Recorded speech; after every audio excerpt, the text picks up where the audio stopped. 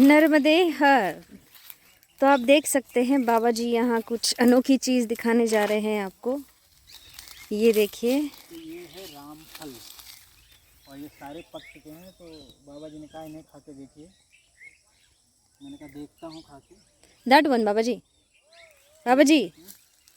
वो so it taste somewhat like सीताफल। मैंने खाया है ये, बाबा जी फर्स्ट टाइम खाएंगे। इसको खाया भी जाता है सीताफल के जैसे ही। ये कैसा रहेगा? ये वाला, वो वाला वो वाला थोड़ा सॉफ्ट होगा वो। जय हनुमान की तो चिंता का है कि लोगों को दिखाओ। तो मैंने ये तोड़ लिया है फल, पता नहीं कैसा होगा। यहाँ पे जिन जिन ने पेड़ लगाए उनका नाम लिखा है, विकास सिंह पटेल, वाह, ये जिनके नाम है। और आज का स्काईलाइन भी देखो। आ जाओ। देखो आम,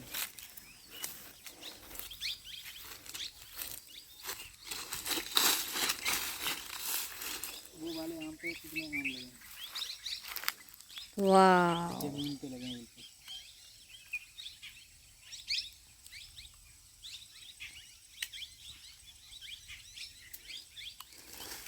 चलो अच्छा, कांटे हैं। नर्मदे हर। नर्मदी है, नर्मदे हर। तो ये है बहुत ही सुंदर सा आश्रम जो कि पूरा नेचुरल थीम पे बना हुआ है, जैसा कि आप देख रहे होंगे। बहुत सुंदर। यहाँ हमने रात्रि विश्राम किया और अब निकल रहे हैं। बहुत सुंदर बना रखा है उन्होंने, पूरा नेचर से भरा हुआ है। इतने पेड़ पौधे लगा रखे हैं बहुत सारे। नर्मदे हर, नर्मदे हर।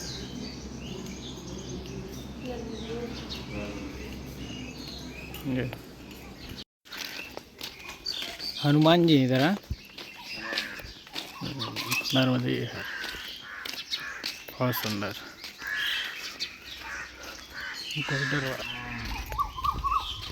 नर्मदे हर। किनारे से निकलो, फिर रोड से चलोगे? रोड है ही नहीं, कच्ची रास्ता है बता रहे। नर्मदे नहीं, रोड नहीं लगेगा नर्मदे हर। नर्मदे हर जैसा कि देख रहे हैं, मैया को पूरी तरह से डाइवर्ट कर दिया गया है और यहाँ पर बन रहा है बहुत ही बड़ा डैम। और इस डैम से बड़ा डैम है कि वो 4 जिलों में 4 हिस्सों में उसका वाटर फ्लो डायरेक्ट किया जा रहा है। मतलब इस हिसाब से समझ लो कि प्रकृति को कितना ज़्यादा थ्रेट और डेंजर होने वाला आने वाले टाइम में, कि मैया की बहाव को किस तरीके से ये लोग मैनिपुलेट करके ये सब चीज़ें बना के ख़राब कर रहे हैं। मतलब I really wish good for this people. मतलब ये सब देख के ना अच्छा नहीं लगता कि क्या कर रहे हैं ये लोग। ठीक है, उन्होंने देखो मैया को पूरी तरह से डाइवर्ट कर दिया। मैया इधर बह रही थी, उन्होंने उधर से निकाल दिया, बहुत दूर से, थोड़े बीच से निकाल दिया।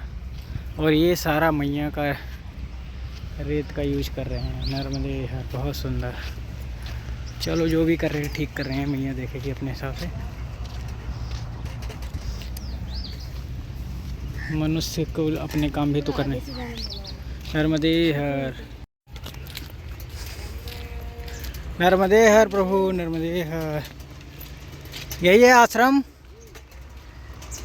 जी, यही आश्रम है, सीताराम आश्रम। ये पर्पल फ्लावर्स, पर्पल फ्लावर्स, बहुत सुंदर खेतीबाड़ी बना रखे। ये बेला है, अमरूद भी है, सारे पेड़ पौधे हैं, ककड़ी भी बना। नर्मदे हर, तो आश्रम पहुंच गए हैं हम। नर्मदे हर, तो यहाँ पे शिव चाय पान सेंटर, मतलब पान को उन्होंने मेंशन किया हुआ। और इधर देखो पूरे गांव के लोगों का ये है सिस्टम चल रहा है। उधर आराम से पैसे लगा के अपना पत्ते खेलने मौज में, काम धंधा से निच्चू हो जाते हैं तो वो ऐसा ही काम करते हैं। निच्चू होना उनके गांव के भाषा में मतलब फारिंग हो जाना। अपना काम या दिनचर्या ख़त्म होने के बाद खाली टाइम में बैठ के पत्ते मुझे खेलने ये हैं। चीज़ बहुत अच्छी लगती है यहाँ के एमपी के गाँव में, जितना मैंने ऑब्जर्व किया है कि गांव का जो आश्रम है या कोई बाबा जो स्थानीय है वहाँ पे उस आश्रम में या मंदिर में, सब गांव के लोग में से कुछ लोग होते हैं जो उनके भगत होते हैं, सेवा करते हैं, या मैया के प्रति उनका जो इंक्लिनेशन है वो बहुत ज़्यादा है। तो दिन के एंड में सारा दिनचर्या मतलब साइकिल ख़त्म करके, खेत वेत की सारा काम ख़त्म करके वो लोग आते हैं, उस जगह पे आके भजन कीर्तन करते हैं। हाँ, तो ये मैं शहर से आई हूँ इसलिए मुझे ये एक्सपीरियंस कभी नहीं हुआ, पर यहाँ पे देखने के बाद मैं इतना खुश हूँ कि चलो डिवाइन से कनेक्शन इतना अच्छा है कुछ गांव में आज भी, मतलब कलयुग का असर कम दिखता है यहाँ पे कि everybody is so incline towards divine कि दिन के वो 1-2 घंटे समय जो है वो भगवान को देते हैं। चाहे घर पे पूजा अर्चना ना करते हो लेकिन आश्रम में आके सेवा देते हैं, गुरु जी के साथ टाइम स्पेंड करते हैं, उनकी परिक्रमा वासियों से आशीर्वाद लेते हैं। परिक्रमा से आशीर्वाद लेते हैं। सेवा की मतलब वो एक भाव है लोगों का, अभी चाहे पीछे मैया के प्रति हो ना हो, बट डिवाइन से जुड़े हुए रहते हैं वो। एक पीछे तुमको याद रह गया कि पीछे एक वो बकरी चराने वाला बंदा मिला था। हाँ वो आके सीधा पैरों पे लेट गया। हाँ, दैट इज सो टचिंग। मतलब हम मतलब इतना उन्हें भाव है मैया के प्रति। मैया को हम कैरी करते हैं हमारे साथ, तो वो रिस्पेक्ट कितनी है मैया के प्रति कि हमारे पास नर्मदे हर बाबा चीज़ की रिस्पेक्ट करते हैं, इसलिए झुक के प्रणाम करते हैं। नहीं, वो तो सीधा सीधा साष्टांग लेट गया, चरणों पे माथा रख दिया।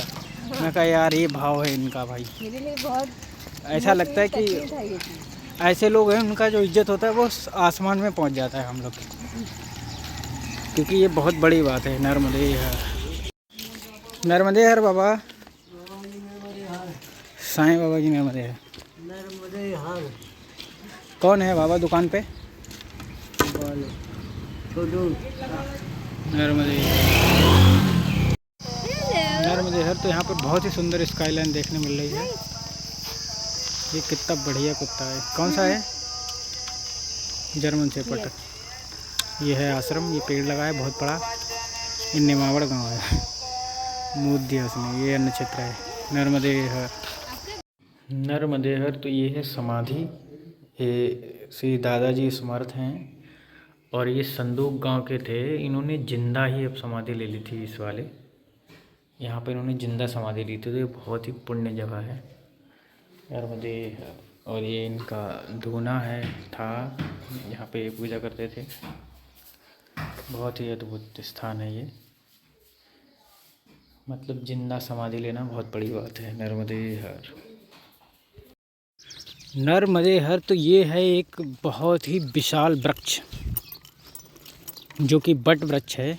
बहुत एक्साइटेड हुआ। और मैं बहुत एक्साइटेड हूँ यहाँ पर आने के लिए, क्योंकि ऐसा मुझसे कई लोगों ने कहा कि बहुत ही अद्भुत वृक्ष है। यहाँ पर बहुत लोगों ने तपस्या की होगी। मुझे एक्चुअल नहीं पता किसने तपस्या की किसने नहीं की, लेकिन वृक्ष वाकई बहुत अद्भुत है, कमाल है। बहुत बड़ा है, देखो कितना बड़ा है, कितने पीछे। यहाँ पे निरा गंजेड़ी लगता है मुझे। नर्मदे है, बहुत बड़ा विशाल पेड़ है। जय हो माई की तुझन, बहुत बड़ा है। मैंने बचपन में देखा है। इसके जड़ें भी नीचे आके लग गई, देखो कितना विशाल वृक्ष है। मतलब जहाँ तक देखो तहाँ तक वृक्ष ही वृक्ष है। इसीलिए कहते हैं बरगद का पेड़ का कोई उम्र पता नहीं सकता कि कितनी उम्र होगी इसकी। ये तो युगों युगों का वृक्ष लग रहा है महाराज जी। बहुत पुराना। कितने ऋषि यहाँ पर आके अपना ध्यान करके शरीर त्याग के चले गए होंगे। बहुत बहुत विशाल पेड़ है। वो एक मूवी है ना अवतार, वो अवतार में एक बहुत बड़ा वृक्ष होता है ना, मुझे वही दिख रहा है ये। वो भी ऐसा ही वृक्ष होता है, बहुत बड़ा, बहुत बड़ा वृक्ष है भाई, बहुत बड़ा। नर्मदे हर। इतना बड़ा वृक्ष देखा तुमने कभी पहले? बचपन में देखा था, बट यहाँ नहीं, साउथ में। इससे भी बड़ा? इतना ही होगा। इतना नहीं होगा। और मेरे को याद है मेरे मम्मी डैडी ने मेरे को पेड़ पे चढ़ा दिया था और मेरी एक फ़ोटो भी है वैसे पेड़ पे। नर्मदे नर्मदे हर तो बहुत दूर कुछ बच्चे स्नान कर रहे हैं, उनकी आवाज़ें यहाँ तक आ रही हैं। नर्मदे हर ऐसा बोल रहे हैं। और यहाँ के आगे अब रास्ता नहीं है, किनारे का रास्ता है और हम पहुँचने वाले हैं दूधी आश्रम, जो कि दूधी नदी का संगम होता है मैया में। बोलते हैं लोग कि बहुत पवित्र स्थान है, तो मैंने कहा चलते हैं भाई, पवित्र स्थान के तो दर्शन जरूर करने चाहिए। और जो पीछे पेड़ था भाई बहुत अद्भुत था, बहुत ही ज़्यादा। मैंने अपने जीवन में ऐसा पेड़ नहीं देखा, अलग ही ऊर्जा थी, ऐसा लग रहा हो कि पता नहीं स्वर्ग में बैठे हैं हम। बहुत आनंद। भले ही इसमें ब्रह्मांड में बड़े पेड़ हो सकते हैं दुनिया में, लेकिन ऐसा अनुभव देने वाला पेड़ मैंने नहीं देखा। बहुत सुंदर, या फिर वो कल्प वृक्ष था जहाँ मैं पहुँचा नहीं। नर्मदे हर, आनंद आ गया भाई, बहुत सुंदर। सभी दर्शकों से कहूँगा मैं, जो भी परिक्रमावासी आते हैं परिक्रमा करने, वो इस पेड़ के पास ज़रूर आएंगे। ये पेड़ है संदूक गांव में, बहुत ही अद्भुत, बहुत ही।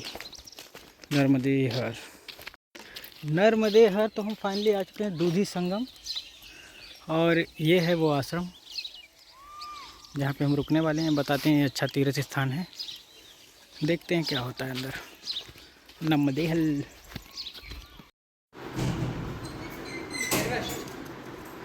बहुत ही सुंदर ये दूधी संगम पे आश्रम है, अति सुंदर। मैया के सबके दर्शन होते हैं इधर, यहाँ से भी मैया के दर्शन हो जाते हैं। ये काली खप्पर वाली नर्मदे हल, बहुत सुंदर। यहाँ पे नरसिंह भगवान। नर्मदे हर। चलते हैं अगले आश्रम। नर्मदे हर। तो जैसा कि आप देख रहे हैं कि हम रेत पे चल रहे हैं, और रेत ये है नर्मदा मैया में संगम होता है दूधी नदी का। तो दूधी तो अभी एक्टिव है नहीं, बह नहीं रही हैं, अंदर अंदर बह रही होंगी गुप्त रूप में, और हम निकल रहे हैं इस रेत के ऊपर से। मुझे बारिश फीलिंग आ रही है हम रेगिस्तान सफारी कर रहे हैं, इसमें चलना कितना डिफिकल्ट है। हाँ, रेत पे चलना मुश्किल होता है, ये बात तो है। पैर स्टेबल ही नहीं होता। हाँ, रुक नहीं पाता। मैया चला रही हैं तो चल रहे हैं जी। थोड़ा मुश्किल है, लेकिन चल रहे हैं। यहाँ 1 किलोमीटर चलते चलते 20-25 मिनट लगेंगे हमको। हाँ। पर अच्छा है, मज़ा आ रहा है। मैया के तट पे हमने हर चीज़ एक्सपीरियंस कर ली, जे हर बात, टाइप के टेरेन पे चल लिए। जे बात। बर्फ छोड़ के बाकी सब मिला, मिट्टी हो, बर्फ छोड़ के बाकी सब मिला। बर्फ छोड़ के सब हर तरीके के टेरेन पे चल चुके हैं हम। हाँ, सिर्फ बर्फ नहीं थी यहाँ पे, नहीं तो सारी चीज़ें थी। नर्मदे हर, नर्मदे हर। तो जैसा कि आप देख रहे होंगे, यहाँ पर कुछ सारस जैसे पक्षी हैं, पर सारस तो नहीं है। बहुत ही अद्भुत लग रहे हैं, अच्छे बहुत लग रहे हैं। सारी मछली वगैरह खा रहे होंगे। कहीं ये हंस हंसनी तो नहीं है? नहीं, हंस ऐसे थोड़ी होते, हंस पूरे वाइट होते हैं। अच्छा, कितने सुंदर दिख रहे हैं। जूम करने के बाद हिलता नहीं, इतना जूम नहीं होगा, साफ नहीं दिखेगा। वाह, क्रेन है ये। कौन सा crane? Flamingo? Is it flamingo? Flamingo ही लग रहा है। नहीं नहीं, फ्लेमिंगो पिंक होता है। पिंक भी होता है और दूसरे भी वेरिएंट्स होते हैं। आई थिंक इट्स फ्लेमिंगो और क्रेन। दूर है, कमेंट करके बताओ ये फ्लेमिंगो है या क्रेन है। हाँ आप लोग बताएं कौन सा पक्षी है, क्योंकि हमको भैया इतना नॉलेज नहीं है। हम थोड़े कम बुद्धि आदमी हैं, हमको तो जानकारी नहीं है इतनी ज़्यादा पक्षियों के बारे में, लेकिन हाँ अच्छे लग रहे हैं देखने में। फ्लेमिंगो टू में देखो, पिंक भी है वो। वाह,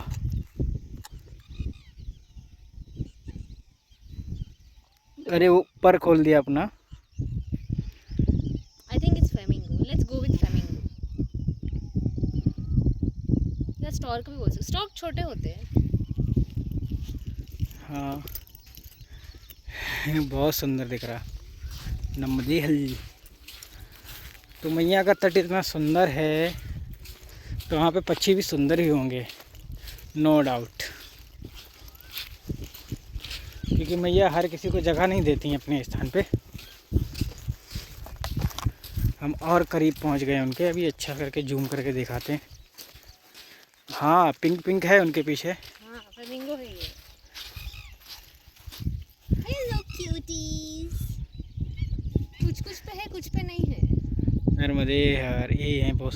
तो देखो उड़ रहे हैं फ्लेमिंगो सब, और सारे के सारे उड़ गए और ये भी दो उड़ रहे हैं, ये जा रहे हैं उड़ते उड़ते।